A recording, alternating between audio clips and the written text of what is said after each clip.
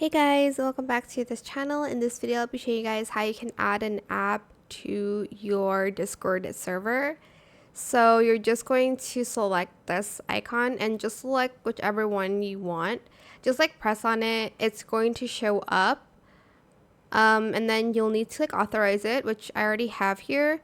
So this one's for like an app. If you want to, you need to like add in commands. So type in slash. And then, for instance, you use these prompts here. You do need to like purchase some of it if you'd like to use the like prompts for it. It's not all of the apps, but some of the apps you'll need to. But yeah, that is it for this video. I hope it was helpful for you guys. Don't forget to like, comment, share, and also subscribe to this channel if you haven't done that already. If you have any more questions about this video, just leave it in the comment section down below. I will try my best to answer them all for you guys, and if you found this video helpful, please click the thanks button as well.